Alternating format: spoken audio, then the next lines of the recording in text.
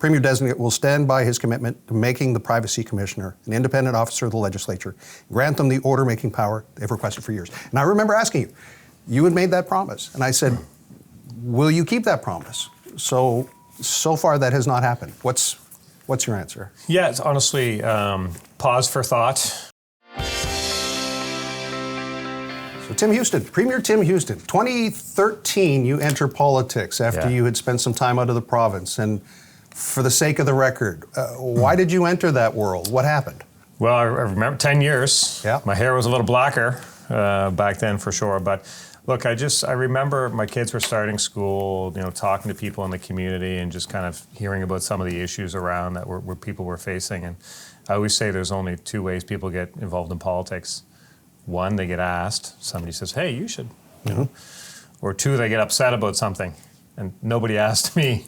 I just didn't like what I saw. I saw there was lots of potential for this province. And but I do remember when I went home from the hockey rink one night and said to Carol, I got a good idea. I'm going to get involved in politics. And did she agree that was a good idea? She had a certain reaction to that. All right. I remember at the time she asked what party, because we weren't politically active in any way, shape, or form. So I actually did the research and tried to find out where my values mostly laid, and that was with the PC party. So time flies, but it's what a privilege now to be Premier of the province and get things done on behalf of Nova Scotians. It's a great honor. 2018, you're the leader of the opposition, and then 2021, you become the Premier of Nova Scotia. Your political career, you've held these roles. You are now in charge of running the government of Nova Scotia. My question to Tim Houston is, what do you want for Christmas?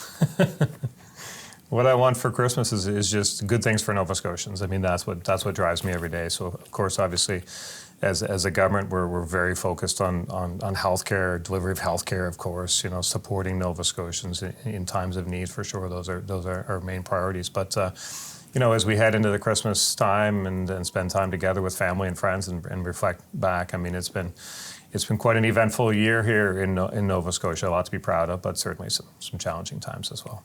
Your position has always obviously grown from where you entered as a backbench MLA to where you were the leader of the opposition and then the Premier. How do you assess the state of politics 10 years in? Where are we at right now politically?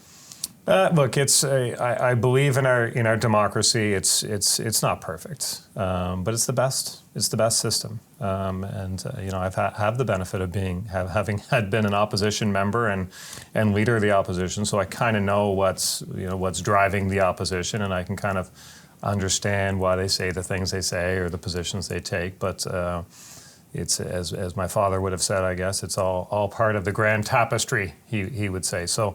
But it's look, everyone who puts their name on a ballot, certainly those that are elected and serve at the various levels, municipal council, provincial legislature, or in the House of Commons federally, I believe very strongly that every one of those people care deeply about their friends and neighbors. And so we start at that, and we have differences along the way, but we can always go back to the common goal, which is just to take care of your friends and neighbors in the best way you can. Where do you think it's going in 2024?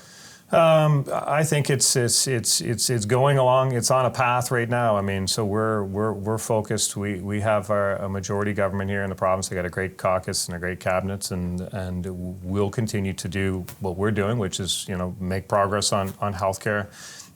Do what we can to grow the province and support Nova Scotians, and I think every elected person will try to do those things in their own way, shape, or form. What was the most surprising thing when you became Premier, that you maybe a misconception or a thought you had about what that job was and what it really was? Yeah, I think, look, there's lots of moving parts for sure. I think I did, when I was leader of the opposition, I spent a lot of time really trying to understand the issues as I kind of grew into that role of, not just complaining, trying to understand what was possible. And I think, the last couple of years as leader of the opposition, we were putting our own solutions forward. We were putting out big plans on what we thought was possible. So I had a good, strong understanding of what the issues were and how they could be approached for sure, and a solid understanding, I think, of the financial capacity. I mean, we always say to the team, we do what we can for Nova Scotians.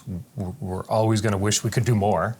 That's just our nature, but we do what we can, and then maybe just a little bit further than what we can. That's why we see deficit budgets and stuff. But I think in terms of surprises, is just that there are a lot of moving parts, but there's an awful lot of good people working in the government that are very driven, and that was a good, pleasant surprise for me. Was that vow to fix healthcare a bigger promise than you thought it was? Were there any surprises when it came to actually trying to move the needle on that, given that we are in a challenging situation, vacancies with nursing, people who don't have a family physician, wait times on the increase. So was that a bigger job than you thought? The challenges are real. It's a big job, but a lot of willing partners in those working in the healthcare system. And I think just this year alone, I would say, kind of just off the top, three things that I'm really proud of that I think have moved the needle in a significant way in the healthcare system. One is the launch of the app, the Your Health NS app. Almost 140,000 downloads in just a little over a month, and a rating of 4.6 out of 5. People saying, this is helping me. It's helping me access care, because it's educating people as to the channels that we've opened up. You can go to a pharmacy, you can go to a mobile clinic. The virtual care is working. So the Your Health NS app really kind of tied it all together. That's a significant moment in healthcare. You refer to the human resource issues, the people issues, the Patient Access to Care Act that we passed in our legislature last spring. I do believe that we'll look back in the fullness of time, even in a couple of years, but already it's having an impact. But we'll look back and say that was a pivotal moment for healthcare, not just in Nova Scotia, in the country. And that Patient Access to Care Act, it talked about, it is a couple things that legislated.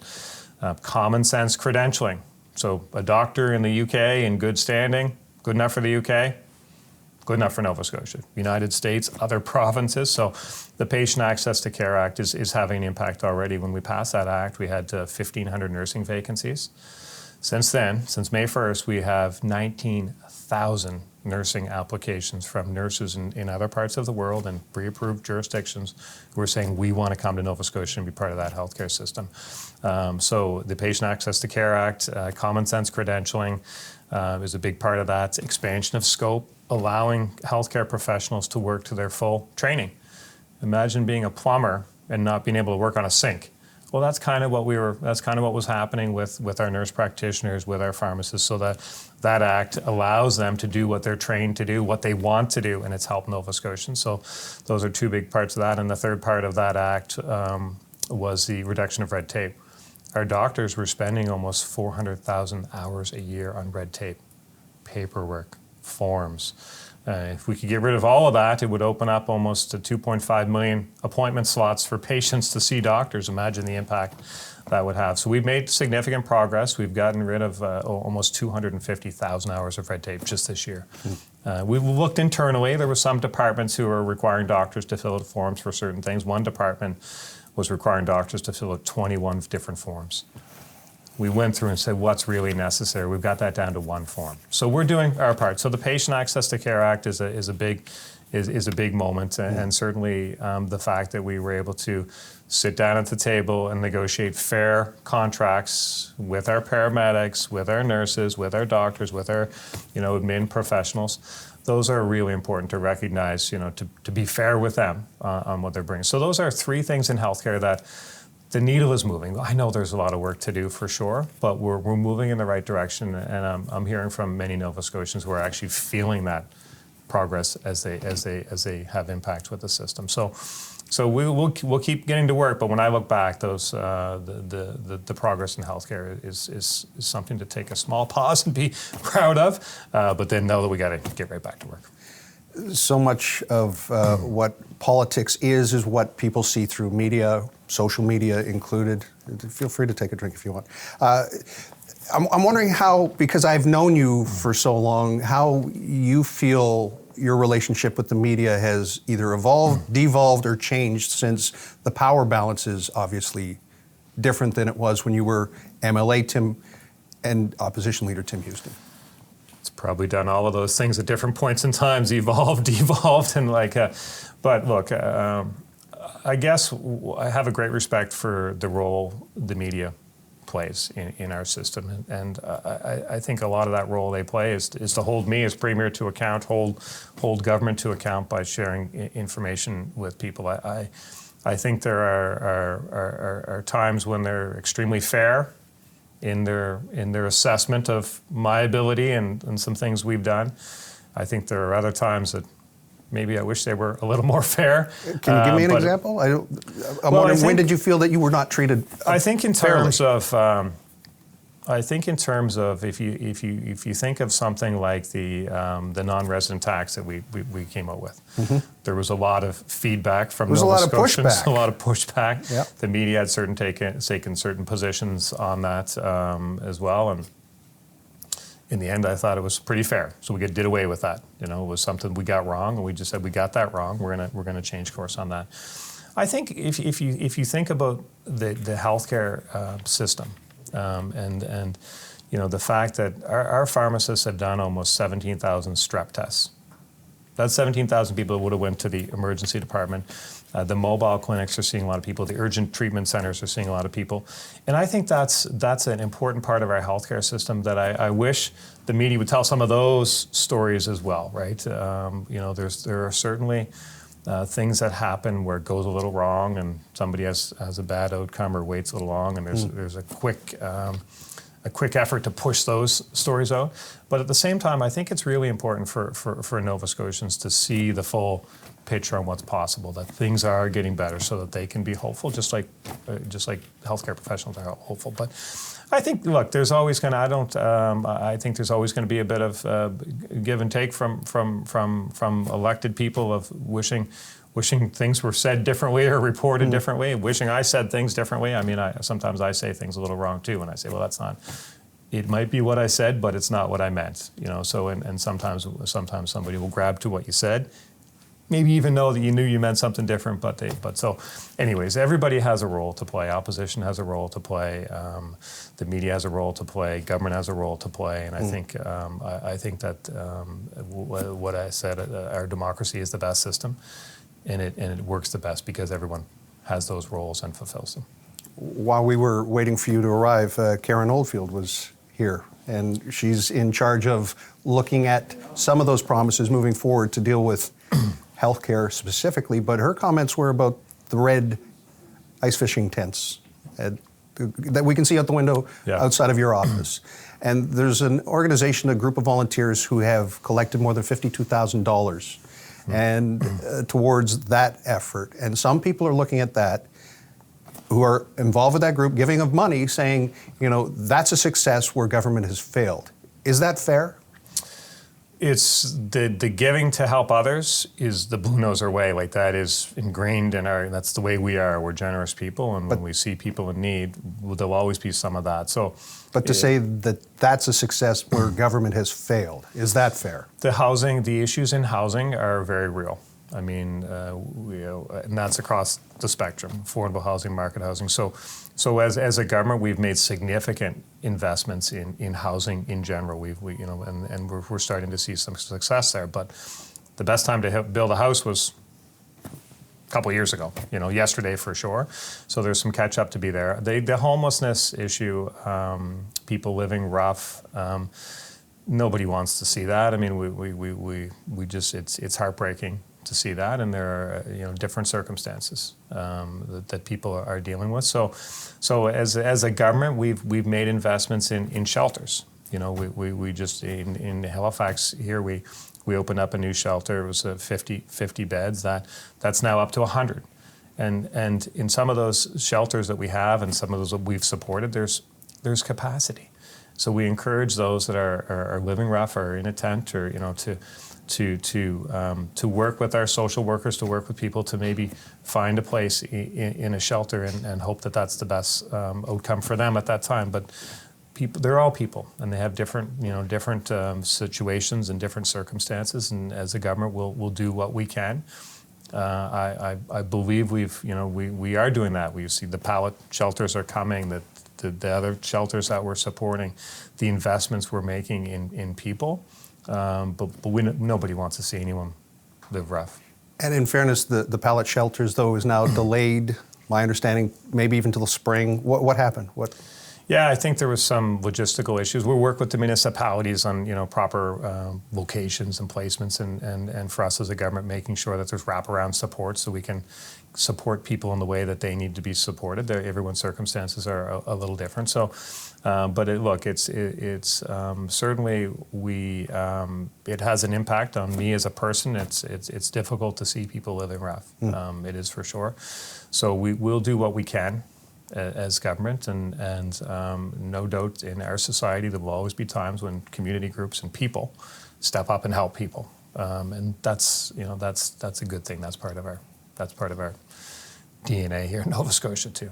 We had a lot of conversations when you were in opposition, when you were the leader, about accountability and government and acting on the best interests of the people of Nova Scotia. And at one point, you even had buttons done up. What are they hiding? When it had to do with the ferry contract specifically, to which you had to put your name on a court document to take the province to that route to get information.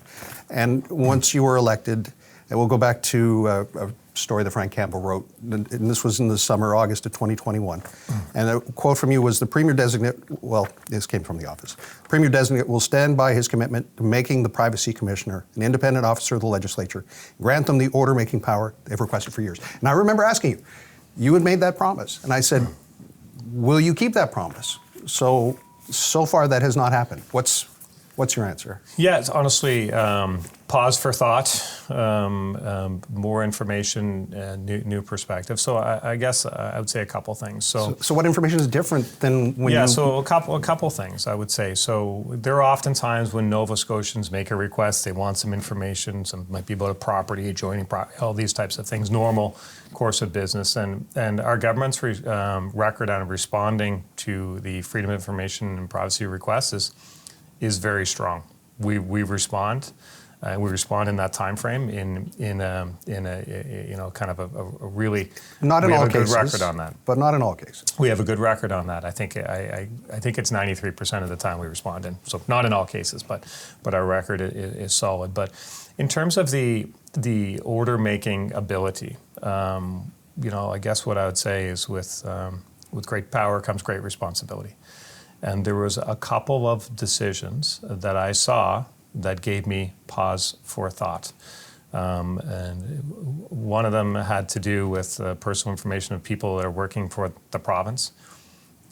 Somebody wanted to know personal information about people working in the province, and there was an order that we should put that out there.